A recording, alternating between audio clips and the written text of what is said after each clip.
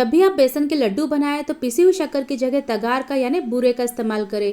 बूरे के बनाए हुए लड्डू ही खाने में बहुत ज्यादा टेस्टी लगते हैं। तो लड्डू बनाने के लिए मैं बूरा मार्केट से ही लेकर आती थी, लेकिन आज मैंने घर पर बूरा बनाया है और बनाते वक्त मैंने एक गलती की है जो मैं आगे आपको वीडियो में बताऊंगी। तो अगर आपसे भी बूरा ठीक से नहीं बना है और बिगड़ गया है तो बूरे को कैसे ठीक करना है ये आप वीडियो में देखें। तो बूरा बनाने के लिए मैं 2 कप यानी आधा किलो शक्कर ले रही हूँ।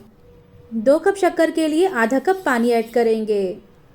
अब शक्कर के पिघल जाने तक इसे लगातार चलाएंगे और फ्लेम को मैंने हाई पर ही रखा है। तो शक्कर पूरी तरह से पिघल गई है, इसे आप लगातार चलाते रहें।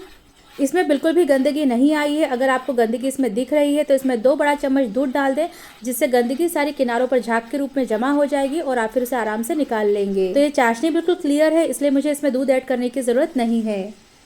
चाशनी को पकते हुए 3-4 मिनट हो गए हैं और अभी ये एक तार की चाशनी बनी है। तो अभी लगभग इसे 5 मिनट और पकाएंगे और फ्लेम को हाई पर ही रहने दें। अब मैं यहाँ पर 2 छोटा चम्मच घी ऐड कर रही हूँ। घी ऐड करने से बूरा एकदम नरम बनता है और बहुत ही आसानी से बन जाता है। घी डालने के बाद इसे लगातार चलाते रहेंगे। चाशनी को आपको लगातार चलाते रहना है, बिल्कुल भी रुकना नहीं है। चाशनी में जो झाग बना था वो कम हो गया है और चाशनी देखिए थिक हो गई है। तो इस तरह से चाशनी गाढ़े झाग के रूप में गिर रही है। अब मैं आपको चाशनी को चेक करके बताती हूँ। चाशनी बहुत गर्म है, इसलिए थोड़ा सा ठंडा हो जाने दें। तो ये देखिए हल्की सी ठंडी होने पर ही चाशनी पूरी तरह से जम गई है और ये देखिए बिल्कुल भी चिपक नहीं रही है। इस तरह से चाशनी हो जाना चाहिए। दूसरा ड्रॉप भी मैं आपको चेक करके दिखाती हूँ। तो ये देखिए शक्कर बहुत ही अच्छे से जम गई है और आराम से ये इस तरह से फोल्ड हो रही है। अब चाशनी को तुरंत फ्लेम से हटा देंगे और लगातार चलाते रहेंगे, बिल्कुल भी रुकना नहीं है। जैसे जैसे चाशनी ठंडी होती जाएगी ये सूखती जाएगी और बूरा बनता जाएगा। तो ये देखिए चाशनी धीरे धीरे ठंडी होती जा रही है और जमती जा रही है। बिल्कुल भी आपको रुकना नहीं है, नहीं तो एक ही साइड में ये पूरी तरीके से जम जाएगी। आप इसे लगातार चलाते रहे तभी बूरा अच्छी तरह से खिलकर बनेगा।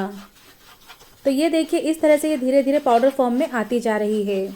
बूरा बनाने के लिए मेजरमेंट को ध्यान में ज़रूर रखें और चाशनी को कितना गाढ़ा रखना है इस बात का भी ध्यान रहे। जब चाशनी पूरी तरह से ड्राई होने लगे और इस तरह से पाउडर फॉर्म में आने लगे तो चम्मच से इस तरह से प्रेस करते हुए इसे लगातार चलाते रहें ताकि शक्कर के डल्ले ना बने। तो बूरा बनाते वक्त जो मैंने गलती की थी वो ये थी कि मैंने इसमें घी कम डाला था। मैंने 2 छोटा चम्मच ही घी डाला था, जबकि मुझे 4 छोटा चम्मच डालना चाहिए था। तो इस वजह से बूरा ठीक से खिल नहीं पाया और इसके कड़क डल्ले बन गए।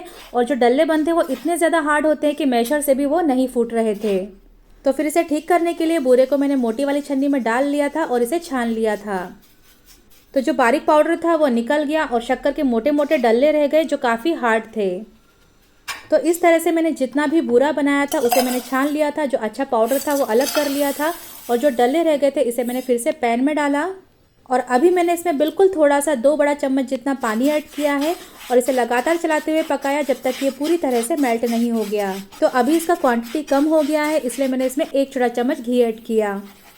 घी ऐड करने के बाद इसे लगातार चलाते हुए पकाना है जब तक कि एक एक डल्ला पूरी तरह से पिघल नहीं जाता। तो सारे डल्ले पूरी तरह से पिघल गए हैं। अब इसे और ज़्यादा नहीं पकाना है, फ्लेम को तुरंत बंद कर देंगे और इसे फ्लेम से हटा देंगे। अब उसी तरह से इसे लगातार चलाते रहेंगे, बिल्कुल भी रुकना नहीं है। तो चाशनी जैसे जैसे ठंडी होती जा रही है, गाढ़ी होती जा रही है, इसे लगातार चलाते रहें। तब ये धीरे धीरे पाउडर फॉर्म में आती जा रही है और बिल्कुल भी इसके डल्ले नहीं बन रहे हैं क्योंकि इसमें अभी घी की मात्रा बिल्कुल बराबर है। तो आधा किलो शक्कर के लिए आपको आधा कप पानी और 4 छोटे चम्मच घी डालना है। तो अभी इसमें घी की मात्रा बिल्कुल बराबर है, इसलिए शक्कर के डल्ले नहीं बन रहे हैं और बिल्कुल आसानी से चम्मच से प्रेस हो रहा है। बस आपको इसे लगातार चलाते रहना है ताकि बूरा अच्छी तरीके से खिल जाए। घी की मात्रा बराबर होने की वजह से इसमें कड़क डल्ले नहीं बन रहे हैं और बिल्कुल आसानी से फूट रहे हैं। तो बूरा बनाते वक्त मैंने यही गलती की थी कि घी को मैंने कम डाल दिया था और बाद में जो कड़क डल्ले बन गए तो उसको मैंने इस तरह से ठीक किया और आराम से मैंने बूरा फिर से बना लिया। तो ये देखिए पूरा सूख चुका है और एकदम पाउडर फॉर्म में आ गया है, बिल्कुल भी इसमें डल्ले नहीं हैं। तो जब भी आप बूरा बनाएं तो मेज़रमेंट को ध्यान में ज़रूर रखें, लेकिन फिर भी गलती हो जाती है और शक्कर के मोटे डल्ले रह जाते हैं तो इस तरह से आप इसे ठीक कर सकते हैं। अब इस बूरे को मैंने जो पहले वाला बूरा जिसे मैंने छान के रखा था इसमें मिक्स कर देंगे। तो बेसन का लड्डू बनाने के लिए बूरा बिल्कुल रेडी है। तो आप भी जब भी बेसन के लड्डू बनाएं तो इसी तरह से बूरा बनाएं। बेसन के लड्डू बूरे के साथ ही बहुत ही ज़्यादा टेस्टी लगते हैं। पिसी हुई शक्कर के साथ वो मज़ा नहीं आता है जो बूरे के साथ आता है।